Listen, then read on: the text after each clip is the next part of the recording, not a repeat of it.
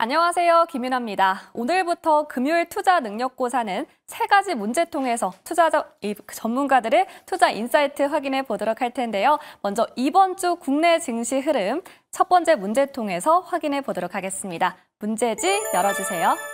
네, 이번 주 국내 증시의 흐름 키워드로 적으시오라고 나와 있습니다. 네, 오늘 우리 증시 금리 인하에 대한 기대감과 미국발 훈풍으로 인해서 4거래 연속 상승으로 마감했습니다.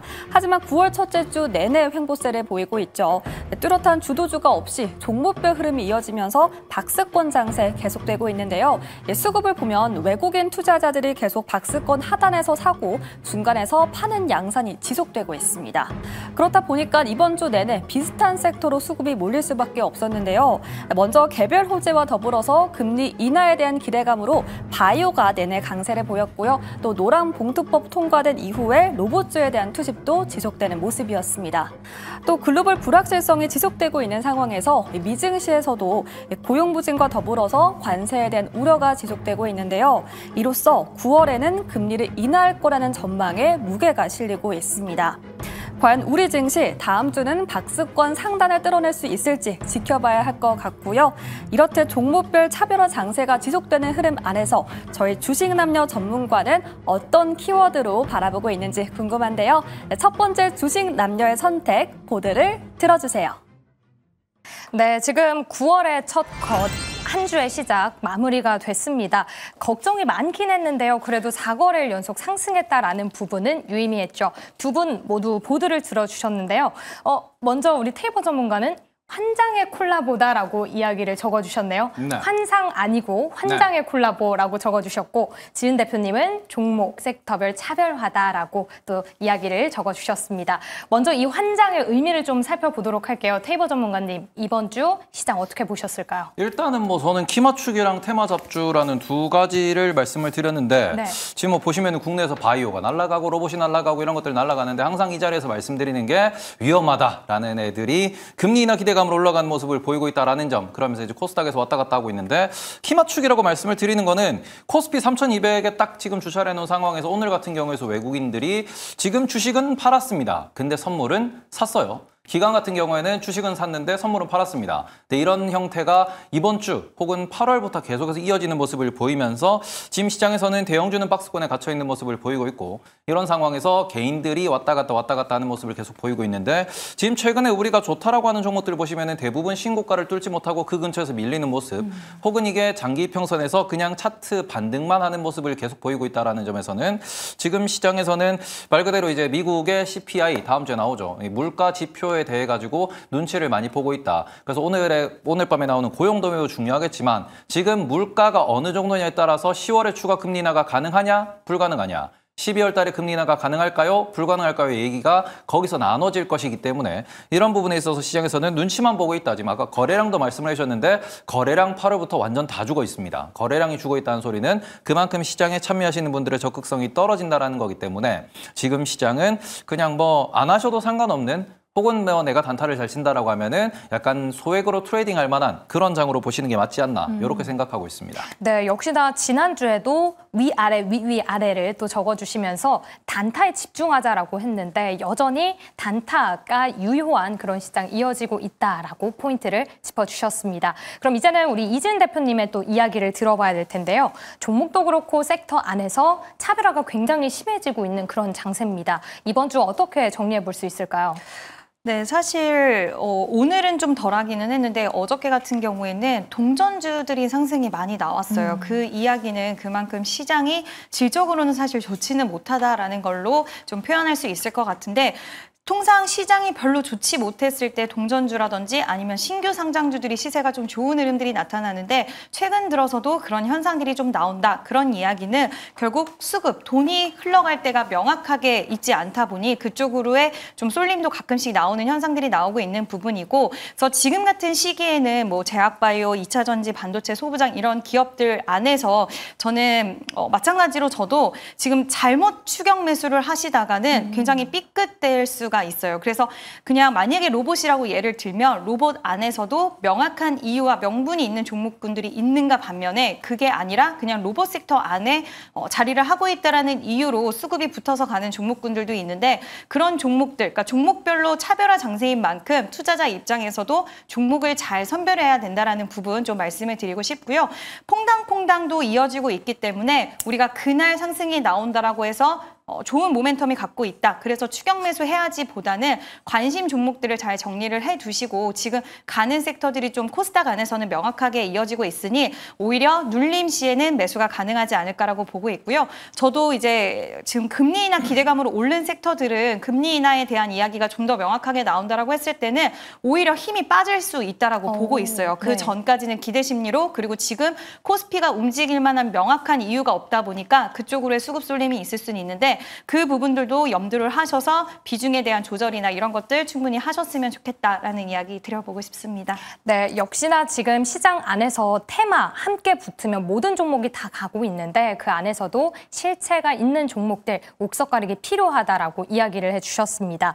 그런데 이야기해 주실 때 금리나 수혜주도 오히려 좀 눌릴 수가 있다라고 얘기를 해주셨잖아요. 오늘 로봇주도 잘 갔고요. 제약바이오가 확실히 시장 이끌면서 코스닥이 상대적으로 잘 가고 있습니다. 그러면 정말 금리 인하에도 불구하고 관련주들 눌린다면 그럴 때는 어떤 섹터를 좀 봐야 될까요? 지금은 제약바이오와 그리고 제약바이오 같은 경우에는 학회 일정 모멘텀이 9월달, 10월달, 11월달까지 계속해서 이어지고 있는데 그 안에서 학회 일정 쪽에서 진짜 실제로 참가하는 기업들 위주로가 좀 유효하지 않을까라고 보고 있고요. 물론 개별 일정이 있는 기업들도 있기 때문에 제약바이오는 특히나 우리가 굉장히 좀 예민하게 보고 매수를 하셔야 된다는 부분 말씀을 드리고 싶고 또 어제 셀비온 같은 경우에도 굉장히 변동성이 컸었던 종목인데 이제 퓨처캠이라는 기업과 비슷한 사업 모델을 가지고 있는데 임상 실험에서 누가 더 좋게 효능이 나왔느냐 이런 부분들에 따라서 처음에는 장 마치고 나서 실패했다. 이번에 결과치가 안 좋게 나왔다라면서 하한가에 갔는데 바로 기업이 반박을 하면서 괜찮았다 이렇게 이야기를 했어요. 그러면서 반등에 성공하긴 했지만 퓨처캠과 비교를 했을 때는 다소 좋지 못한 결과치를 도출했다라는 이야기가 나오고 이런 부분들이 굉장히 좀 예민하고 종목별로 긴밀하게 갈 수 있는 sek터이기 때문에 우리가 금리 인하에 대한 기대 심리도 있기는 하겠지만 종목별로 어떤 일정을 가지고 있는지 이런 부분들 면밀하게 좀 체크를 해서 투자를 하셔야 된다라는 부분 말씀을 드리고 싶고요. 최근 제약바이오 쪽으로의 수급 흐름이 강하게 가다 보니까 특별한 이유가 없음에도 불구하고 가는 종목들도 나와요. 그래서 그런 부분들은 저는 좀 유의가 필요하지 않을까라는 의견 드려보도록 하겠습니다. 네, 제약바이오를 꼭 집어서 이야기를 해주셨는데 그 안에서도 일정에 맞게 모멘텀이 있는 종목들 확실하게 투자해보자라고 포인트 짚어주셨습니다. 그리고 우리 테이버 전문가가 아까 좀 앞으로도 금리 인하에 좀 영향을 줄 그런 지표들 많이 남아있다라고 이야기를 해주셨는데요. 스태그플레이션 우려 확대되고 있다 이런 이야기도 나오고 있습니다.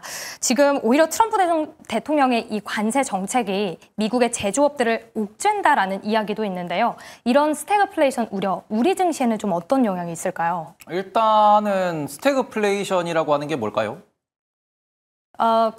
제조업이나 관세로 압박을 받으면서 물가 상승을 자극한다 그쵸. 이런 느낌이죠. 물가는 올라가는데 문제는 경제가 박살나는 거.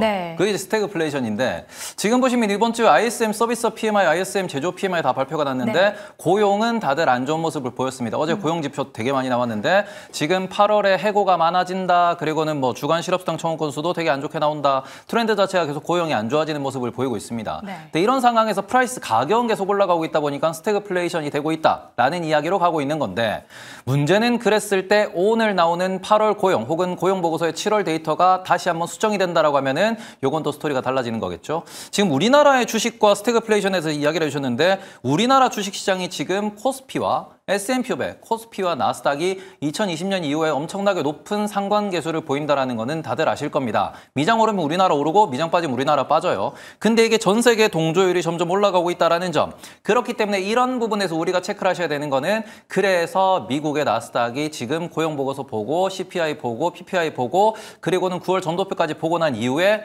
9월에 조정 안 받아요. 9월에 조정 받으면 우리나라도 같이 받는 겁니다. 그래서 그런 부분의 움직임이 이제 동일하게 갈 수 있는 부분이 있기 때문에 보셨으면 좋겠고 지금 아까 바이오 말씀을 해주셨는데 바이오 같은 경우에는 그 하루 이틀 속습니까? 네. 네.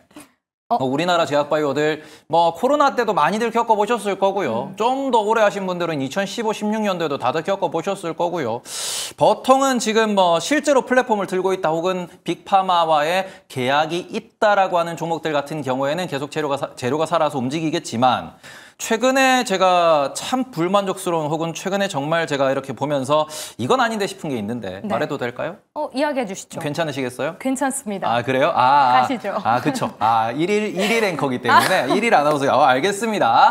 자, 그럼 오늘 다 터트려 가도록 하겠습니다. 뭐냐 그러면은 최근에 여의도에서 제가 보다가 이건 아닌데 싶은 보고서가 있었어요. 뭐냐 그러면은 미국의 A라는 기업이 있습니다. 그리고 그 A라는 기업이 갖고 있는 기술과 비슷한 기술을 우리나라에서 어떤 기업이 한다라고 가정을 했을 때 네. 미국 기업의 시가총액이 뭐 20조예요. 근데 우리나라 기업의 시가총액은 뭐 2,000조밖에 안 돼요. 2,000억밖에 안 돼요. 네. 그러니까 이런 부분에 있어가지고 2,000억짜리 회사가 전 세계 시장의 10%만 먹어도 이거 지금 얘가 2조, 3조, 4조까지 올라갈 수 있다. 10배가 가능하다라는 식으로 보고서를 쓰는 경우가 꽤 있더라고요. 네. 그러니까 말 그대로 이거는 지금 시장에서 뭔가 지금 뭐 보고서 플레이도 되게 많이 나오고 아침에 뉴스 나온 종목이 오늘 보면은 가장 많은 거래량이 터지는 그런 전형적인 테마장이 펼쳐지고 있는데 그런 상황에서 뭐 그러한 보고서들이 나온다 그러한 내용들을 이렇게 퍼뜨린다라고 하는 거는 이거는 장기적으로 봤을 때 또다시 개인 투자자들 피해 입히는 거거든요. 그래서 적어도 이 방송을 보시는 분들은 네. 그런 뉴스에 현혹되지 마셨으면 좋겠다. 이게 미혹적이고 이게 현혹적인 얘기들이 많이 나올 때는 개인 투자자가 조심해야 되는 장이기 때문에 그런 거 꼭 체크하면서 투자하셨으면 좋겠습니다. 네, 안 그래도 과거에 좀 UBS가 알테오젠 그 보고서를 내놓으면서 참 이야기 찬반도 많이 나뉘었고요. 그날 알테오젠 대장의 흐름이 많이 좀 주춤했었잖아요. 이런 이야기를 해주시는 것 같은데 지금 제약바이오에 너무 많이 속았다라고 아까 이야기를 해주셨습니다. 그렇다면 워낙 국내 증시에 조금 쓴소리를 많이 해주고 계시잖아요. 그 안에서도 우리 테이버 전문가가 주목하고 있는 섹터나 테마가 좀 있을까요? 저 같은 경우에는 지금은 항상 말씀드려요. 사람 많은 곳에 가면은 위험하다. 네. 시끌시끌한데 보지 말자. 제가 오히려 지난달 같은 경우에는 지금 같은 경우는 변압기를 보는 게 맞지 않겠습니까? 라는 거. 지금 같은 경우는 오히려 변압기는 오늘 올랐어요. 네. 그러고 오늘 빠진 섹터가 있죠. 화장품. 화장품 같은 경우에는 계속 잘 나가고 있는 모습을 보이고 있단 말입니다. 네. 그럼 오히려 이럴 때 화장품의 저가 매수를 한 3개월, 6개월 정도 보고 내년도 익절하겠다라는 전략으로 접근하면서 지금부터 화장품을 공부해 보시는 게 오히려 우리나라에서는 도움이 되지 않을까. 그리고 최근에 보시면은 하이닉스 같은 경우도 20만 원 중반대로 내려앉은 상황입니다. 근데 한참 하이닉스가 올라갈 때 우리가 다들 얘기했던 게 하이닉스는 30만 원 넘어가는 게 당연하다. 그리고 이 자리에서도 여러 번 말씀드렸습니다. 하이닉스가 삼성전자와 시가총액 1위 다툼을 할 만큼 앞으로의 성장성과 실적이 기대된다라는 이야기가 나왔단 말이죠. 그러면은 지금 같은 때 오히려 당연히 내년 내후년에 그리고는 당연히 글로벌에서 기술력으로 1등 혹은 뭐 트렌드에서 1등하는 그런 섹터들이 지금 빠져서 아무도 얘기 안 한다. 그럼 지금은 그런 걸 찾아야 된다라는 거죠. 그래서 그렇기 때문에 지금 상황에서 항상 이게 경제방송이게 이게 우리가 좀 문제가 있다라고 말씀을 드리는 게 옳은 것만 얘기해요. 옳은 것만. 그러니까 한 발 늦게 이렇게 이야기를 한단 말이죠. 빠진 걸 얘기해야 빠진 데서 기회를 찾고 올랐을 때 돈을 벌 수 있을 텐데 옳은 것만 얘기하니까 맨날 이게 네. 개인 투자자들이 경제방송 시청률을 그렇게 끌어올리지 아니한다. 끌어올려야겠죠? 그럼요. 그러니까 PD님한테 건의하세요. 우리는 빠진 거를 전문적으로 다루는 프로그램을 만들어야 네. 된다. 예. 알겠습니다. 다만 우리 투자자분들은 그래도 수익을 내야 하니까 어쩔 수 없는 그런 장세인데요. 아까 SK하이닉스 이야기를 해주셨으니까 잠깐 또 여쭤보도록 할게요. 먼저 지은 대표님, UBS에서 SK하이닉스 1년 안에 50% 오른다 파격적으로 전망을 내놨더라고요. 지금 39만 4천 원으로 높였는데요. 1년 안에 39만 4천 원 가능하다라고 보실까요? 차트로 함께 봐주시죠. 저는 긍정적으로 보고 있습니다. 네. 네. 어떤 부분 좀 긍정적으로 보실까요? 일단 이 부분에 대해서 이야기를 들어보면 이제 UBS가 이야기한 부분이 뭐냐면 네. 내년 HBM 점유율 52%를 제시를 했고요. 디램 산업의 구조적 변화에 대해서 이야기를 했고 영업 이익률이 워낙 좋은데 안정화가 될 것이다 라는 부분까지 좀 언급을 해줬고 향후 5년간 ROE 평균 25%까지 가능하다라는 이야기를 하면서 엔비디아와의 협상에 있어서 난항 이야기가 조금 나오긴 했었지만 잘 될 것이다. 긍정적인 결과치가 도출이 될 것이다라는 이야기 나오면서 저는 전체적으로 그 근거에 대해서 저도 한번 생각을 해봤는데 그거에 대해서 수긍이 되더라고요. 그래서 충분히 목표가 39만 원에 있어서는 물론 시간을 좀 걸릴 수는 있겠지만 가능하지 않을까라고 보고 있고요. 그러니까 SK 하이닉스를 우리가 예전에 시세가 굉장히 좋았을 때를 다시 한번 기억을 해보면 지금 가격은 굉장히 오히려 많이 바닥권에서 올라오긴 했지만 여전히 가격에 대한 메리트가 있다라는 이야기 많이 했던 것 같아요. 네. 근데 그 이후에 7월 달 이후에 계속 밀리면서 희석이 많이 됐죠. 그때 가졌던 마음가짐과 SK 하이닉스를 바라보는 시선들이 뭐 여러 가지 이유가 있긴 했지만 그 부분에 있어서 뭔가 약간은 좀 희석이 되는 분위기 있었지만 지금 SK 하이닉스가 가지고 있는 부분에 있어서는 여전히 견조하게 이어가고 있기 때문에 가는 길목에 뭐가 기업적인 문제가 발생한 것은 아니라고 생각이 들어서 저는 충분히 그리고 엔비디아도 지금 노이즈가 많이 꼈잖아요, 네. 최근에. 근데도 계속 견조해요, 흐름 자체는. 뭐 알리바바 이야기도 있기는 하지만 그 이유는 시장이 말해주고 있다라고 생각이 들어서 가장 긴밀한 파트너 SK 하이닉스는 저는 충분히 그래도 가능하지 않을까라고 생각을 하고 있습니다. 네, 시간도 한 1년 안에라고 하니까 충분히 가능하다라고 이야기를 해주셨네요. SK 하이닉스도 잠깐 살펴봤고 저희가 1번 문제가 시장 전반이다 보니까 여러 종목을 좀 다루고 싶습니다. 저희 지금 테이버 전문가님께서 유튜브 댓글창에 건설주를 좀 봐야 한다라고 올려주셨더라고요. HMM에 대한 이야기 살짝만 해보도록 할게요. 네? HMM이랑 건설주가 갑자기. 죄송해요. 지금 포스코에 대한 질문을 또 드리려고 했는데 엇갈렸습니다. 포스코가 HMM을 인수한다, 검토한다라는 이야기가 들려왔습니다. 물류 쪽으로도 함께 또 이야기를 나올 수 있다라는 내용인데요. 시너지가 기대된다고 하는데 리스크도 많다라고 이야기가 나와요. 어떤 리스크들이 좀 있을까요?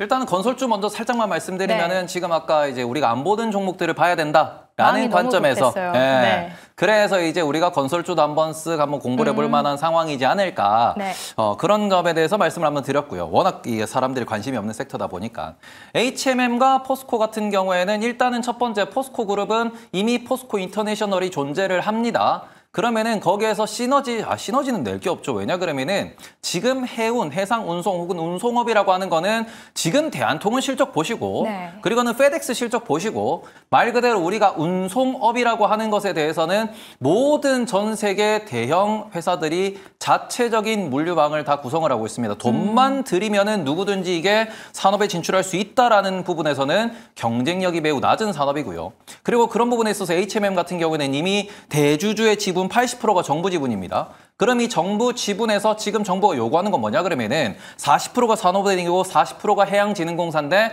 산업은행 지분만 누군가가 가져가라. 그리고 해양진흥공사와 함께 경영을 해라라고 하는 건데 이러면은 이게 민간 기업으로서 돈을 넣을 이유가 전혀 없는 것이고요. 실제로 예전에 M&A 시장에 HMM이 물건으로 나왔을 때도 현대라든지 삼성이라든지 포스코 같은 그룹에다가 정부가 은연중에 사가라라는 이야기를 푸시를 했음에도 불구하고 아무런 대기업의 응답이 없었다라는 점. 그리고 그때 마지막으로 들어왔던 하림 같은 경우에는 현재 HMM에 쌓여있는 현금만 생각을 하는 거지. 지금 우리가 리스크라고 말씀하셨습니다. 해운업의 가장 글로벌 1등 MSC라든지 머스크 같은 기업들이 있어요.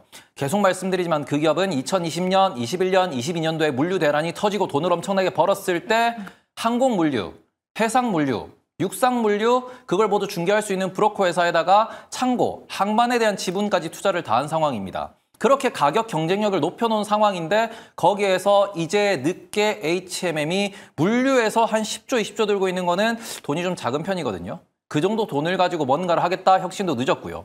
글로벌 순위도 15위, 16위 정도 하기 때문에 그 상황에서 HMM의 매력도도 낮은 상황입니다.